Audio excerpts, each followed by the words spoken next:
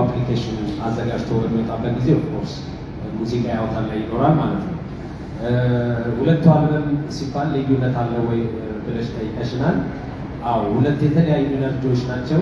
እንዳልኩት የኛ ጊዜ ሰዎች እንደኔ እንደ አዳነ ሸምገል ያሉ ሰዎች ውሃ የሚለውን ሙዚቃ እንዲሰሩ ጋብዛለን። ምክንያቱም እንዳልኩት በመልእክቱ በሙዚቃ ቅንብሩ ትንሽ ያንን እድሜ ያንን ጊዜ ይወክላል ብለን ስለምናስብ ማለት ነው። ሁለተኛው ደግሞ በዚህ ለወጣቱ ትውልድ አስበን የሰራነው ነው። ስለዚህ ሁለት ቅርጽ አለው አልበሙ ማለት ነው። ከአድናቂ ምን ትጠብቃለህ የሚለው ቁጭ ብሎ ሙዚቃው እንዲቆመኩ የምጠብቀው እሱ ነው። ያው እኔም እንዳንድ የሙዚቃ አፍቃሪ እንዳንድ ሬጌ አፍቃሪ ኢትዮጵያ ውስጥ ማንኛውም ሬጌ አርቲስት ሙዚቃ ሲያወጣ የግዴታ ቤቴ ሊኖር ይገባል ያምናለው ማለት ነው። ለመርዳት አይደለም ራሴን ለመርዳት ሙዚቃውን ስለምወድ ሙዚቃ ለመስማት ማለት ነው። እና ስለዚህ ይሄም የኔም አድናቂዎች ይሄን ሙዚቃ የሚጣፍጥ ነገር ሆኖ እንደሚያገኙት አምናለሁ። ስለዚህ እንደሚዝናኑ ኤክስፔክት አደርጋለሁ።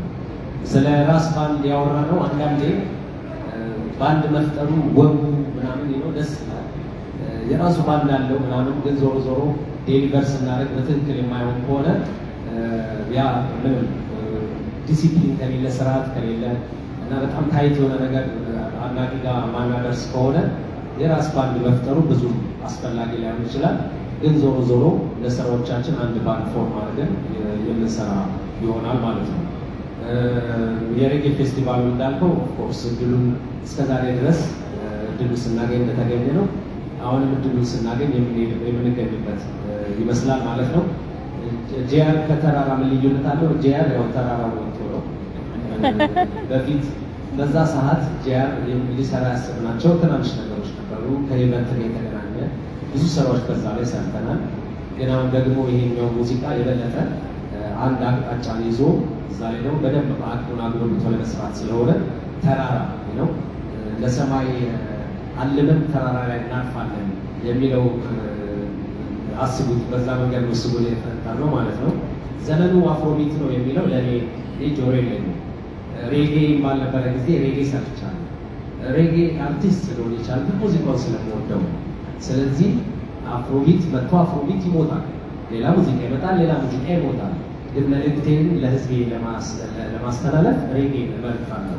ትክክለኛ ልቤን ቆስቁሶ ትክክለኛ መልእክቴን ስሜቴን የሚገልጽልኝ ሬጌ ነው ብዬ አምናለሁ። እና የሙዚቃዎች መምጣት መቀየር እና የጊዜዎች መለዋወጥ ይሄን ዓላማዬን አይገድበኝም ብዬ አምናለሁ። በጣም ሌላ የሙዚቃ ስልቶች አሉት ወይ? አንቺ ያለ ማነው እንደዛ ያለው? ያው ሁሉም ሬጌ ውስጥ ያሉ ሙዚቃዎች ናቸው። ስለዚህ የሬጌ አልበም ነው የሚለው ብንወስደው አሪፍ ነው።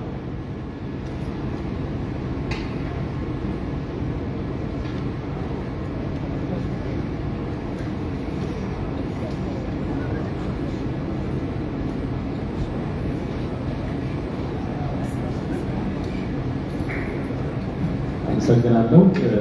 በቅድሚያ እንኳን ደስ አላችሁ እወዳለሁ። ጆሪ ብሩክ ይበልጣል ኢትዮ አምባይ ፕሮግራም ከመናኸሪያ ኤፍኤም የመጣሁት። ቅድሚያ ማድረግ ጥያቄ ምናልባት ካለው ውስጥ የተለየ የምትለው ሀሳብ ወይ ደግሞ እውነተኛ ታሪክ ላይ የተመሰረተ ካለ እና የተለየ የምትለው ካለ ምናልባት እሱ ላይ ብናወራ። ከዛ ውጭ ደግሞ በቅንብር እንዲሁም ማስተሪንግ እና አብረው የሰሩ እነማን አሉ አጃቢ ቢሆኑ በሙዚቃው ላይ ሲሳተፉ ካሉ እነሱ ሊጠቀሱበት አሰባል። ከዛ ውጭ በገንዘብ ምን ያህል ወጥቶበት ይሆን ጆኒ? ብዙ ዓመት ለፍተበታል እና አብሰለን ያወጣው ወዲና ያው ሲቆይ ደግሞ ይጨምራል። አሁን ቀንስ ነገር የለም ብዙ ነገር እየጨመረ ነው። ምናልባት እስኪ እሱን ቢታወቅ ነው። ከዛ ውጭ ግን እስኪ የሚለቀቁበት ፕላትፎርሞች ላይ ዓለም አቀፍ ላይ ካለም እሱን ብታረከን እና ከዛ ውጭ ደግሞ ናፍቆት አንድ ጥያቄ ጠይቃ ነበር። ምን ያህል ትራኮች አሉ የሚል ሀሳብና እኔ እሱን መጥቀም እንፈልጋለሁ። ምን ያህል ትራኮች አሉ አሉን? አመሰግናለሁ።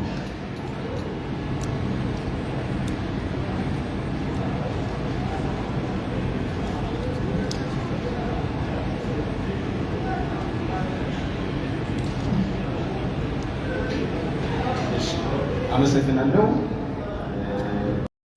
ቅንጫቢ ለመስማት የተጋበዙትን እንግዶች እየመጡ ይመስለኛል።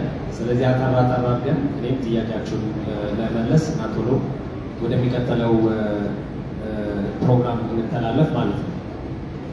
አልበም ላይ የተለየ የምትለው ዘፈን አለው የሚል ጥያቄ አለ። እንግዲህ ስለምንም ነገር ለመጻፍ ስንሞክር መጀመሪያ ነው ሀሳቡ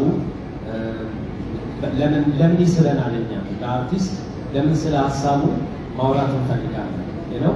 ስለዚህ ሀሳቡ አንድ በጣም ምናልባት የጮኸ እና ከዛ ደግሞ የኛ ስለ ሀሳቡ ስለዛ ሀሳብ ያለን አመለካከት መግለጽ ያለብን ሲሆን አንዳንዴ፣ ሁለተኛ ደግሞ አንደኛው ምክንያት ደግሞ የሀሳቡ የተለየ መሆኑ ነው ማለት ነው። እና እዚህ ስራ ላይ አንድ ሁለት ሶስት ስራዎች ሀሳባቸው የተለየ ወይም ከሌላም ጊዜ ትንሽ የነጠረ ለማለት ምናልባት ካላካበድ እንደዛ አይነት የተለየ ሀሳብ ያላቸው ሙዚቃዎች አሉ ማለት ነው። አልበሙ ላይ ማን ተካፍሏል የሚል ጥያቄ ጠይቄ ነበር።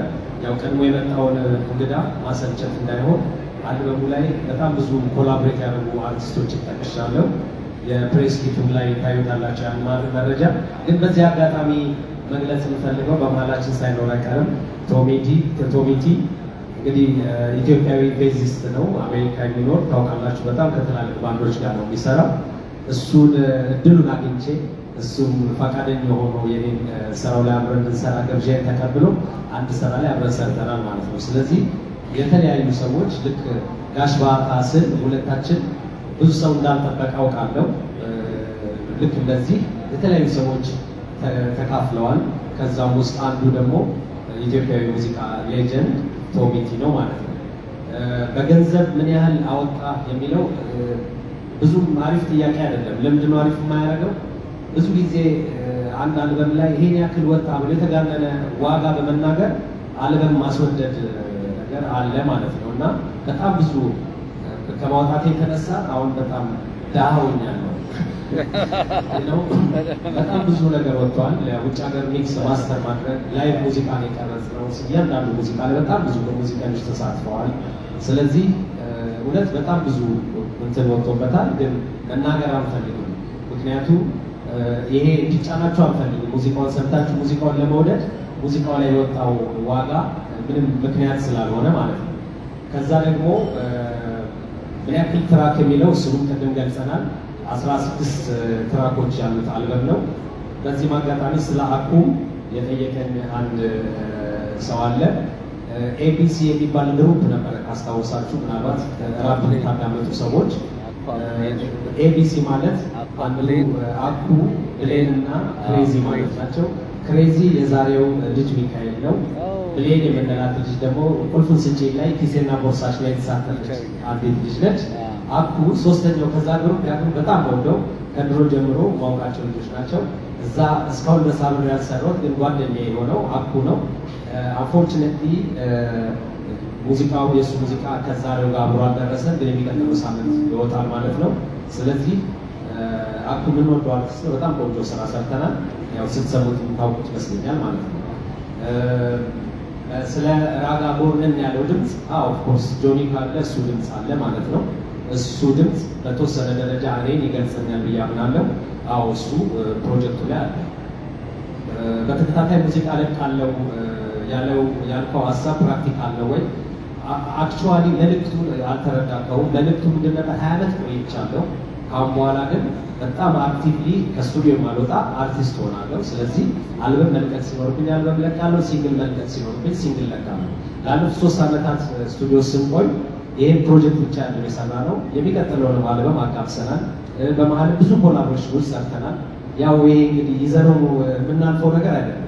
ዞሮ ዞሮ አንድ ሙዚቃ ዛሬ ብንለቅ ዛሬ ካልተሰማ ኦፍኮርስ አየር ላይ እስካለ ድረስ ሙዚቃው ሰውም ደግሞ ያን ሙዚቃ ለማግኘት እድሉን ካገኘ የተመቸው ጊዜ ይሰማዋል። ስለዚህ ዛሬ አልተወደደም ማለት ነገ አይወደድም ማለት አይደለም። ዋናው ቁም ነገር ግን ሙዚቃ ልሰራ ሙዚቃ በጣም የምወደውን ነገር ልሰራ ከቻልኩም 24 ሰዓታት 7 ቀናት በሳምንት ውስጥ እዚህ ላይ ለማሳለፍ ዝግጁ ነኝ ለማለት ያንን ለመግለጽ ነው። ለዛ ያለው ንጋት ላይ ያለው አዘፋፈን የሚለው እያንዳንዱ ሙዚቃ እያንዳንዱ ሀሳብ ይሄ ሙዚቃ በምን መንገድ አፕሮች ላድርገው በምን መንገድ ልስራው ብዬ አስባለሁ። ስለዚህ ሁሌም እንደዚህ ሂደት ላይ የሚፈጠር ነገር አለ ማለት ነው። ስለዚህ ንጋት ላይ ያየነው እንደዛ አንዱ ሂደት ላይ የተፈጠረ ነው። ሽፍታው ልቡን ስሰራም እንደዚህ ከቁልፉን ስጭኝ አዘፋፈኔ ትንሽ ወጣ ያለ ነበር እና እሱም እንደዛ ሂደት ላይ የተፈጠረ ነገር ነው ማለት ነው። ቅንብር ላይ ሌላ ሰው ያሳተፍከው እሱ ላይ ትንሽ እፈራለሁ ያልከው ልጅ እንግዲህ ከአንተ ጋር የግል ጠብ የለኝም፣ ግን ምን መሆን አለበት ብዬ አምናለሁ። ሙዚቃ ልብን መምሰል አለበት። ሙዚቃ ሬጌ፣ ስለ ሬጌ ሙዚቃ ስናወራ በጣም ትልቅ ችሎታ ሳይሆን ትልቅ ፊሊንግ፣ ትልቅ ስሜት ነው የሚፈልገው። እኔ ደግሞ እድሜን ሙሉ ሬጌ ሙዚቃ ላይ አሳልፌያለሁ እና ከኔ በዛ ደረጃ ከኔ የተሻለ ፊሊንግ አለው የማስበው ሙዚቀኛ ላይኖር ይችላል። ያ ማለት ከሌላ ሙዚቀኛ ጋር ሰራለሁ ማለት አይደለም። አንድ ነገር የማስታውሰው ቁልፉን ስጪኝ ላይ ብዙዎቹ ፓርቶች እኔ በፈጠራ ተሳትፌያለሁ ማለት ነው። ቁልፉን ስጪኝ ላይ ኦፍኮርስ በዛ ሰዓት አብረው የሰሩት የራሳቸውን ኢንፑት አድርገዋል።